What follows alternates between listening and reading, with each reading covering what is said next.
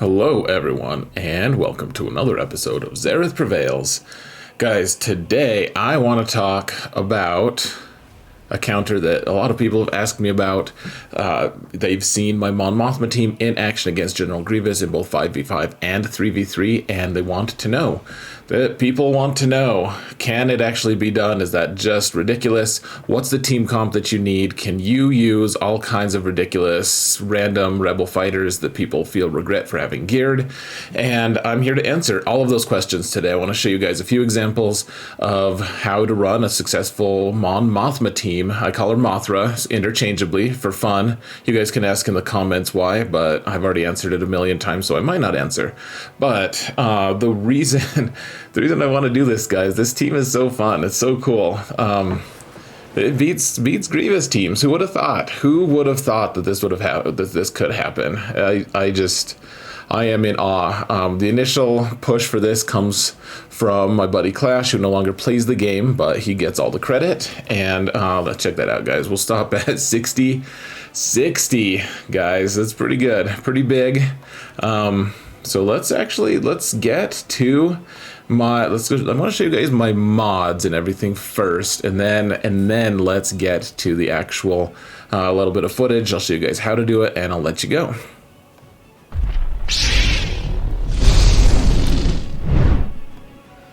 All right, guys. So I'm kind of faking you out here. Actually, this is kind of mean. So how many of you really wish that, how many of you are bitter that you had to put relics on Wedge and Biggs and Biston and Scarif Rebel Pathfinder if you have the ship? Wouldn't it be nice to use those characters? And I had this whole thing planned. I was going to be like, who wants a use for these characters? Raise your hand. And then I'd be like, I don't care. And that's not what squad we're going to use, because this squad sucks, guys. It just does. Don't use it unless you're desperate, but almost always use other characters than this. Not a good squad, really. I mean, they can kill some stuff, but whatever. So here's the thing, guys. I don't want anyone to build this squad, actually. This squad is too good. It's too... It costs a lot to get there, but once you do, it's so versatile. I'm going to show you guys how to beat Grievous. There are other teams you can also beat, though, in 3v3, 5v5. We can't do all of them, but if you guys watch my videos on Twitch, on YouTube, whatever, you guys will see this team coming into effect a lot. We've got the new divisions coming up. This squad is going to be so good, so versatile, guys. So, let's talk about what this squad is, guys. What does this squad do? So, you want two tanks. You need two tanks. You need K2 and Kara. K2 goes hand in hand with Cassian, and those two are really what make and break this squad. People want to know if you could use POW instead of Scout. I would say no, don't do that. Scout boosts his team maybe a little bit more. He gets more turns. He can do stun things. There's a lot of things that Scout does. That POW, I mean, you might be able to power it with. You might be able to power it with POW, but I will say this. Every time I've seen someone try this comp with POW, for whatever reason, instead of Scout, POW, that team just loses. It loses bad because it's not all about just speed. So let me tell you one thing too, guys. My mods are garbage on this team. They're just horrible. They're awful. They're atrocious. You don't need Zetas. I think I have one on Kara. I guess that's a good one to have. And Mothra, of course, has both of hers. But otherwise, you don't need Zetas. You don't even need really great mods. So we'll start with Scout. The only thing you really care about, I have some potency here just in case he wants to stun, but what you want from him, he's only Relic 2, and he's killing Relic 7 Grievous squads, mind you. These are actually really good Grievous squads too. I'll show you some clips. Some of them are just crazy. But for Scout, the main thing that you want to look at is this Hope of the Alliance thing, and oh no, that thing actually sucks. Never mind. Let's see. Oh yeah, okay, So when he uses this special, he gains 100% turn meter on a crit. So you want to crit. That's what you want to do. You 1 in 3 shots you really care about critting, and otherwise So Kate takes another turn, and then otherwise he's just powering them through. A 40% chance to gain 25% turn meter for all allies. Super nice. Makes the team go faster, as you may well know. Relic 2 means he's not doing a ton of damage, and you can see my garbage mods, guys. I haven't even put this up to 6E yet. None of these really deserve it, though. I guess this one actually is pretty good. I have no idea why I ended up putting this on him. You want protection, though. Protection on both of these things. I put crit chance. You want crit chance sets, and so you just want him to be able to crit. So every third turn he gets an extra bonus turn, so he can fuel that turn meter a little bit more. So and every once in a while he'll stun. That's cool. That's a bonus. Doesn't really matter. Otherwise he's not very fast. 262 is pretty bad. C +8 +8 +10 +19 randomly +12, and then a 30. But nothing fancy on him. It's just his mechanics, guys. Just his mechanics. Cara Dune, we have her Relic 3. Probably best to get her up to 5. I think that if I was to correct one thing on this squad, that's what I would do. With Cara Dune, I would get her there. And I like to make her a little bit fast. 288 is fast enough. I think over 300 would be even better. Ideally, you go first with this squad. You don't have to, but that's the only time that Grievous really stands a chance, is when they can get their legs under them and really start taking a lot of turns. So if you can have your Cara Dune outspeed, that's great. That's not absolutely necessary. Otherwise, just load her up with protection, guys. Did I actually like put health on her or something like that randomly? I don't know. Like offense, check that out, guys. Offense. So there's health. There's a protection. Like I told you, these mods are garbage. Just total dog leavings. Awful. Like +15, +14, like nothing good here, guys. Like we could totally make her way faster if we wanted to. Probably worth doing it. Putting more protection on her. We really don't need offense. I think I just wanted the right speed mods, and I've never taken them off after the initial, like after she was like gear 8, and I'm like, I guess I'll put mods on her, and I think they've just left those mods on her. So K2. Little bit more specific. So I put defense sets. I did put, he doesn't have a Zeta here. It's good enough. We could do it. I'm tempted to just do it on screen right now just to shock you guys, but I want to show you guys what he can do without it. So he doesn't need speed. Look at it. So no speed on here, just protection. You want a ton of protection. Protection here, protection arrow, defense sets, I guess. Though if you're fighting Grievous, they're gonna ignore a lot of your defense anyways. I did put a 6E defense mod on him, just to give him, you give him a little more health and whatever. The defense is nice, the little boost. So just all the protection, guys. That's all he wants. Lots of protection. I guess if you could, just throw some potency on him. I don't know. Who cares? So Cassian, you could put Pat. I think he would like a little bit of potency, but again, don't really need it. Don't need a Zeta. He's Relic 5. K2 is Relic 5, and let's see. Okay, so he has potency on the cross, and then protection, lots of. So you guys see this theme: protection, speed. I mean, he's not fast either. They're garbage mods, folks. Just totally awful. And that's it. Mothra maybe modded a tiny bit better.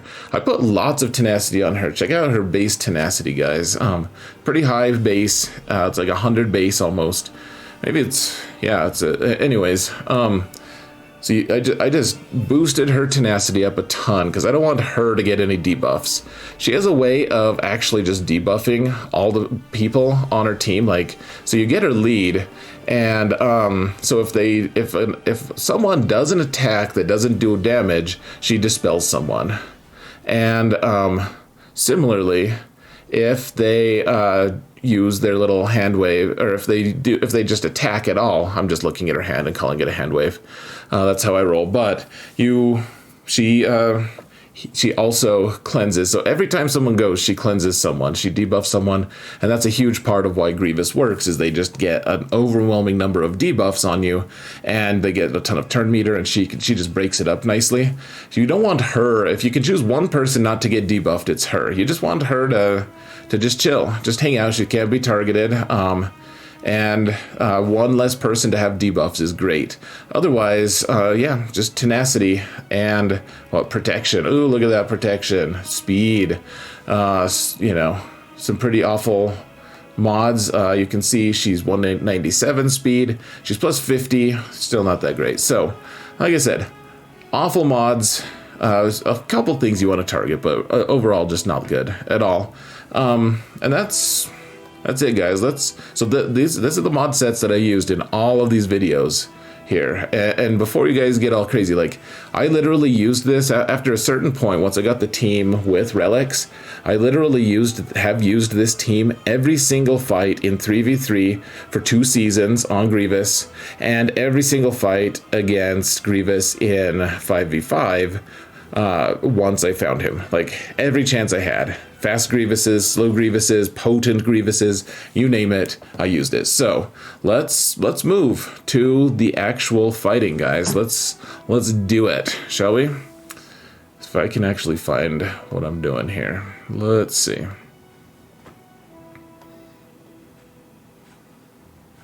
All right, almost there.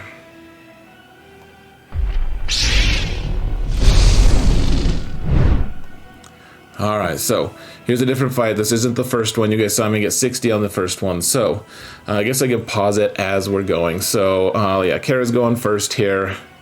Just throws her grenade. Well, did she go first? Now I'm second guessing myself, folks. Let's see. What are we doing? Yeah, okay. Sometimes B1 goes first, so she throws her grenades, reduces some turn meter, and okay, so this is against a comp with Droideka, which actually is a little bit scary.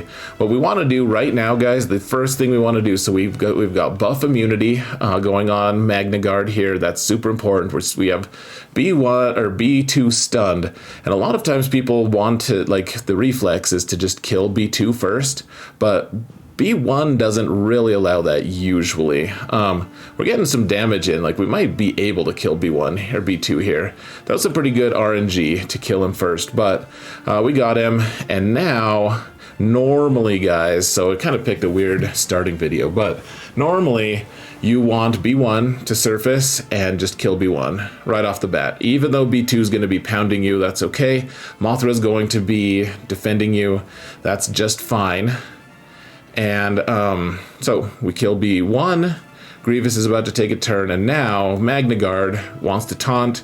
Droideka gets a bunch of shots, pretty cool, does some damage. Everyone's got target lock, so we got to be careful here. You'll note, though, everyone's going away. You throw the grenades with Cassian, and that gives K2 an extra hit.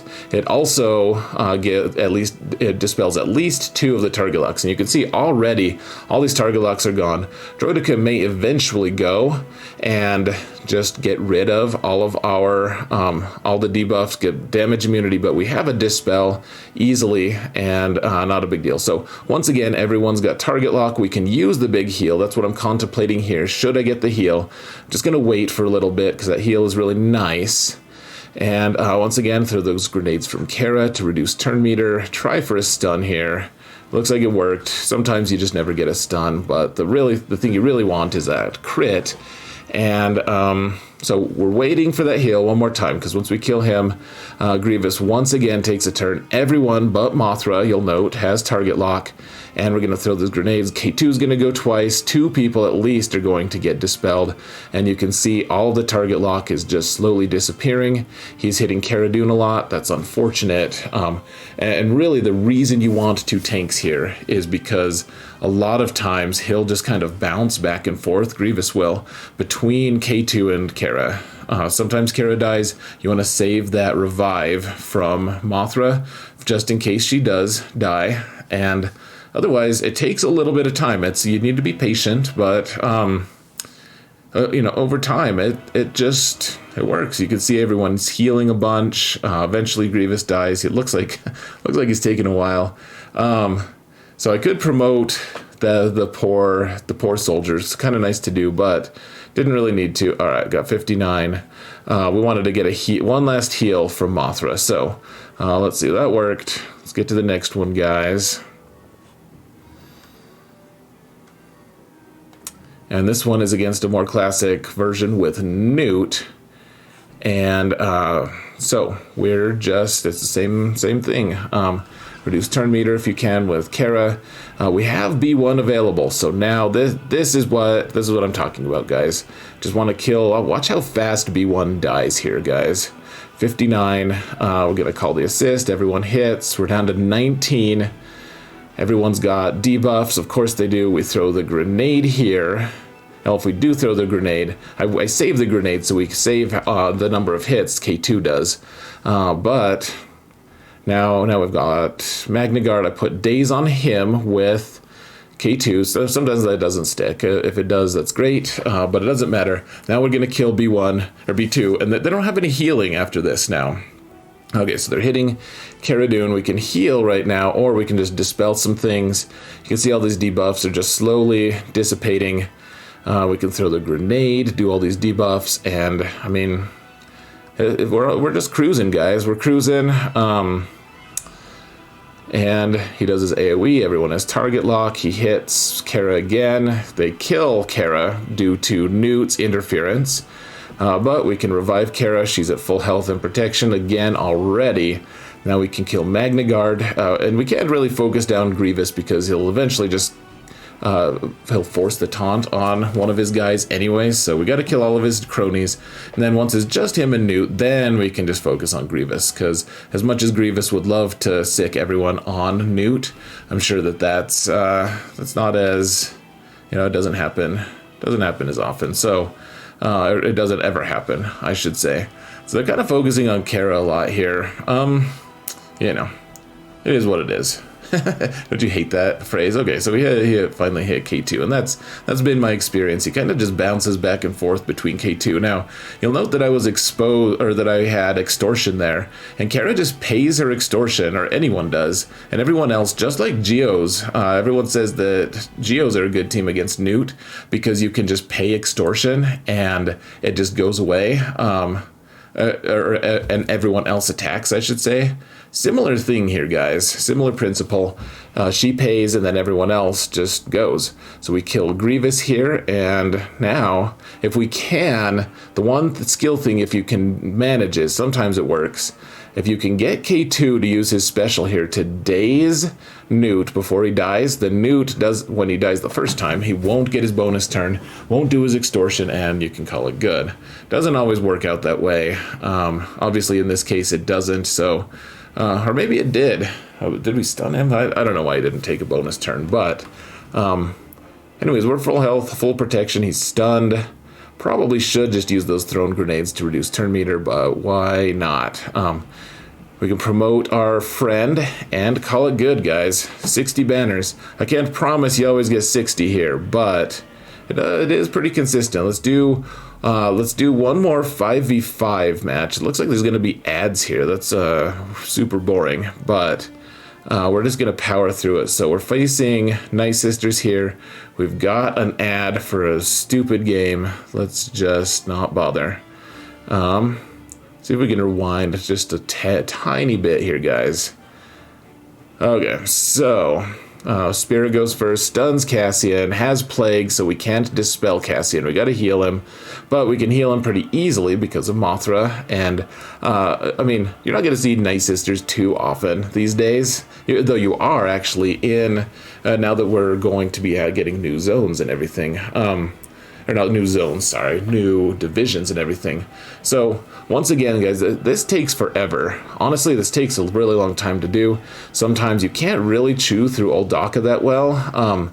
So, the goal here is to kill Talzin twice, and then you can get healing immunity from Cassian onto Daka, and you can kill Daka for the third time. So, just work on everyone's protection here, kill Talzin a couple times, and you'll note that we're super high health. Like, Nightsisters really struggle against this kind of build. Alright, get Daze on Daka if you can, obviously. Get stun on her if you can. Just do all the things, you know? So we got the stun. It's not that great a chance of happening. It's like, is it 55% chance after you pass your check? But, yeah, you'll note Nightsisters are getting turns. So they got Plague, And now any debuffs they do, we can't dispel on their own, so we have to heal first. We got to dispel on zombie here, and now we can continue our relentless trek. I apparently misclicked there. Hit zombie one more time. Foolishness, but now we just got to kill Daka. Kill Daka. And that was a reasonably high Daka, I believe, a high relic Daka. Just, 130k health, something crazy like that. It's just death by a billion paper cuts, because million wouldn't quite be enough, I don't think. So, kill her, kill Talzin, and we're just getting all the turns, guys. How are we getting so many turns? Nightsisters are supposed to be the turn meter team, right?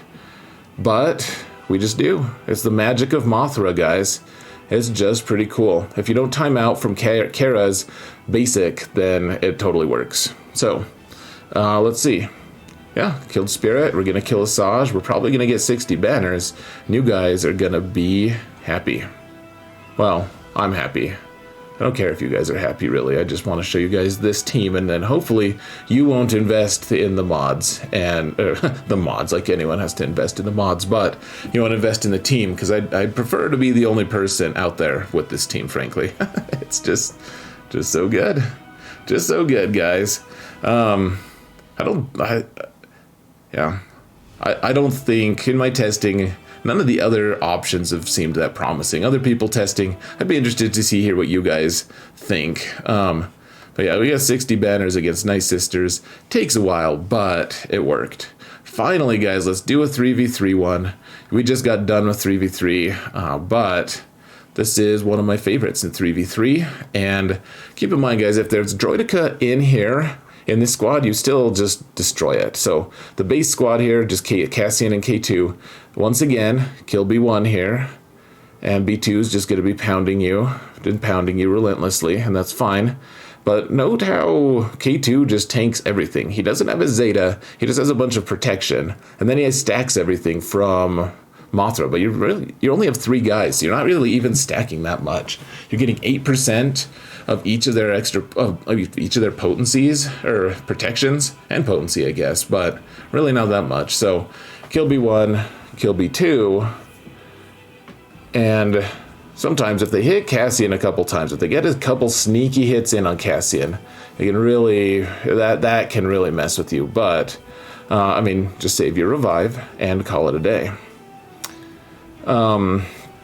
One thing that a lot of people, I've seen people do this with Cara Dune here instead of K2, and all I have to say is, why would you do that? Like, Cara Dune, she can do it. It's way more dicey though. I see people losing a lot. I've seen people who say, like, I'm never gonna put gear on K2, super huge waste, and I get that. K2 he's not good.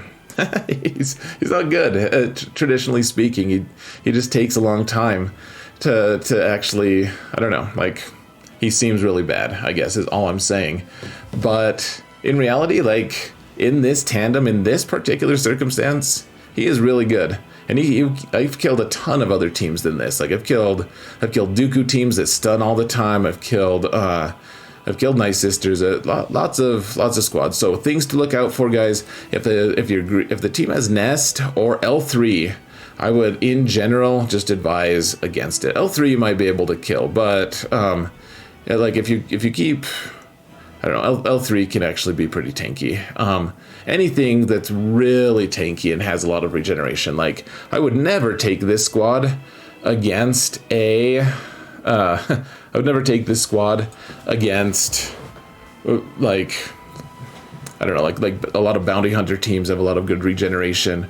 I would never take it against, like, a KRU team, First Order, stuff like that. Things that you want turn meter to work, all that stuff.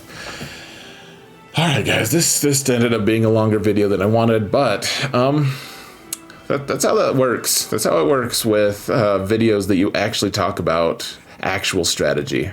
I've learned, like, sometimes you just, if you want to show actual strategy and you want to show lots of sample size, this is the way to do it. So, hope you guys enjoyed it. Hope it was good. Hope you don't build it, because I love this team and I want it to be unique to my channel. But one way or another, if you don't build it, come watch me on Twitch, come watch me on YouTube, etc. And Anyways, thank you all so much for watching. And remember that in all things, Zareth prevails.